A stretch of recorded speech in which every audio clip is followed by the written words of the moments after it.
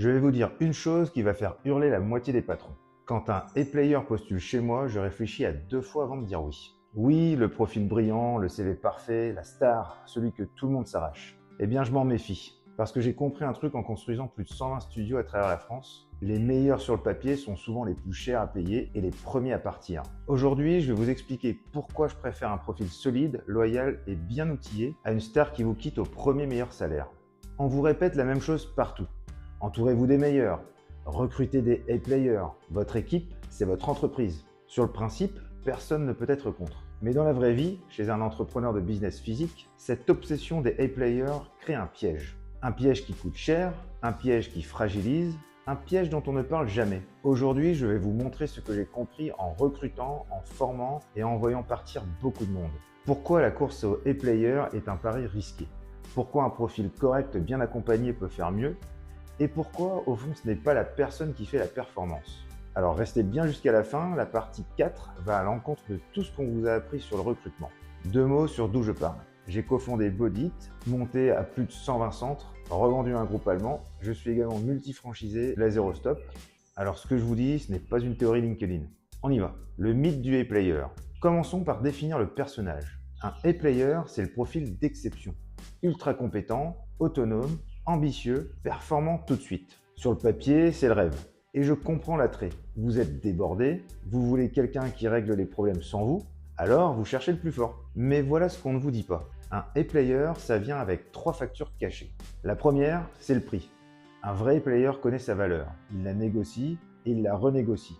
Il coûte cher à l'entrée et il coûte plus cher chaque année. La deuxième, c'est l'ambition. Ce qui le rend bon aujourd'hui, c'est exactement ce qu'il fera partir de demain.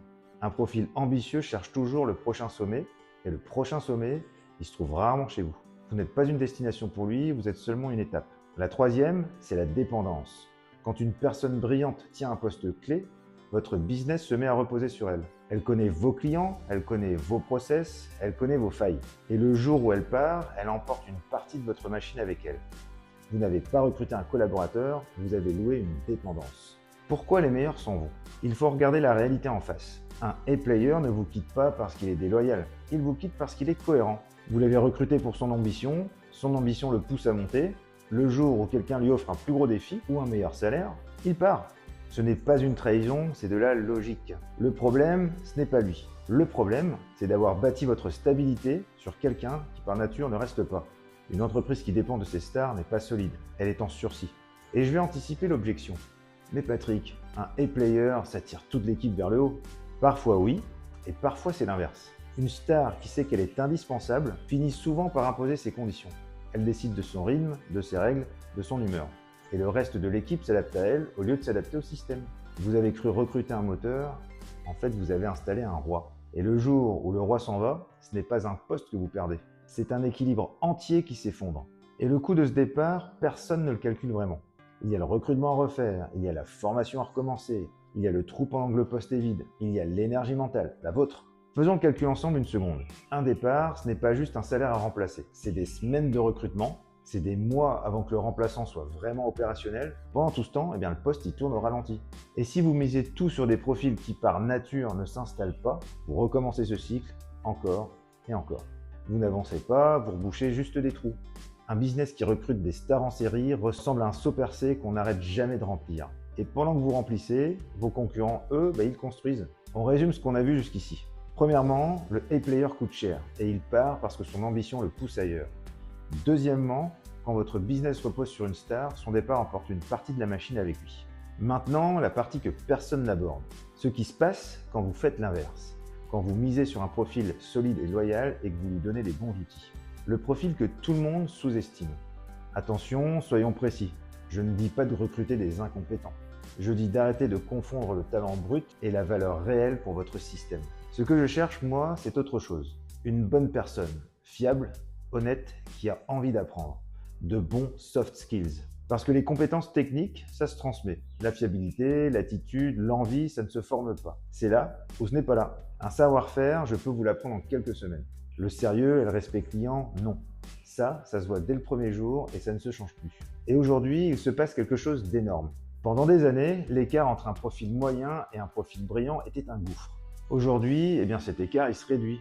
Parce qu'une bonne personne, correcte techniquement, équipée de bons outils et de l'intelligence artificielle, produit un travail que seul un expert produisait avant. L'IA ne remplace pas vos gens, elle nivelle le terrain. Elle transforme un profil motivé en quelqu'un qui délivre comme une star, sans le prix et sans le risque de fuite. Le futur, ce n'est pas d'avoir les meilleurs, c'est de rendre les bons excellents. Réfléchissez à ce que ça change. Un profil loyal, vous le gardez des années. Vous le formez une fois, il reste. Vous investissez dans quelqu'un qui investit en retour. Et avec les bons outils, son plafond monte. Il rédige mieux, il analyse plus vite, il gère plus de choses seul. Pas parce qu'il est devenu un génie, mais parce qu'on lui a mis les bons outils entre les mains. Prenez un exemple simple. Avant, pour rédiger une réponse client carrée, il fallait quelqu'un qui écrit bien, un vrai talent.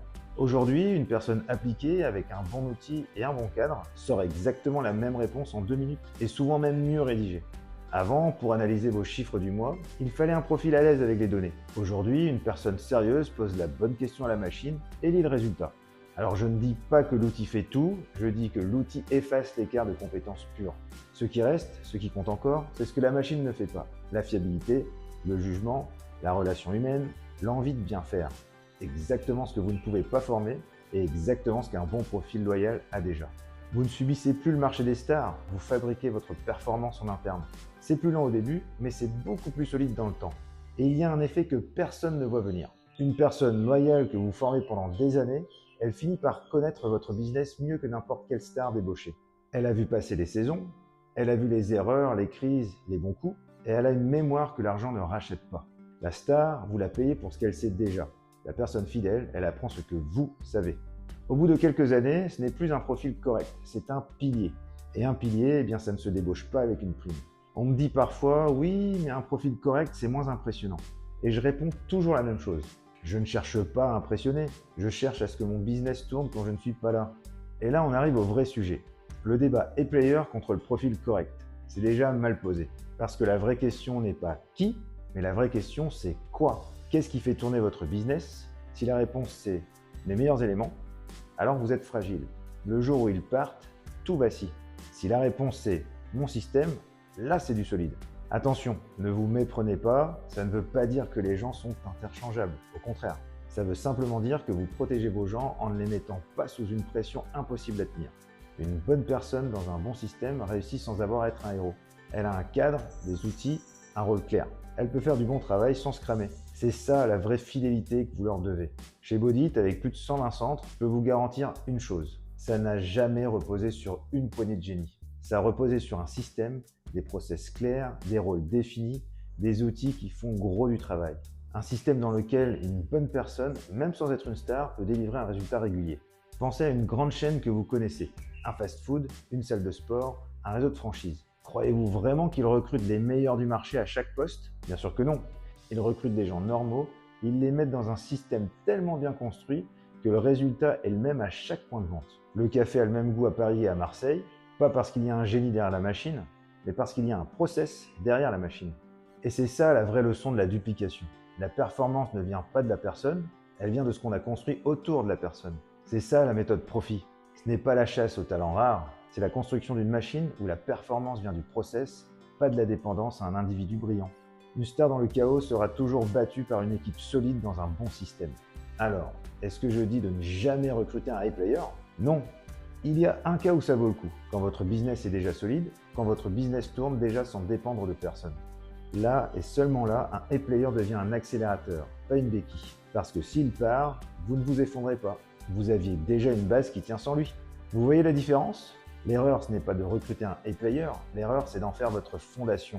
Et on ne construit pas les fondations avec du personnel de passage, on construit les fondations avec un système. Le talent brillant, on le pose par-dessus, une fois que tout tient debout. Voilà donc pourquoi je ne cours pas après les A-players. Je ne veux pas un business qui dépend de qui je recrute, je veux un business qui rend performant les gens que j'accompagne. Alors, on récapitule la vraie leçon. Le A-player n'est pas un mauvais choix en soi, c'est un mauvais fondement. Vous ne construisez pas une maison solide sur des gens qui par nature sont de passage. Vous la construisez sur un système qui rend loyaux, formables et performants les gens qui, eux, veulent rester. Arrêtez de chercher la personne parfaite. Commencez à construire le système qui n'a besoin de personne de parfait. Le jour où votre performance n'a plus besoin de qui vous recrutez, là, vous avez enfin un vrai business. Si cette vidéo vous a bousculé, c'est peut-être que vous êtes en train de chercher un bouton à 5 pattes pour boucher un trou que seul un système peut combler. Dites-moi en commentaire, vous préférez recruter une star chère et volatile ou bien une personne loyale que vous montez en puissance? Je lis tout et je réponds à tout. Si cette vidéo vous a parlé, likez, abonnez-vous et activez la cloche. Et si vous voulez construire un business qui tient sur un système plutôt que sur des individus, j'ai mis en description un lien vers ma méthode Profit. On avance ensemble. À bientôt!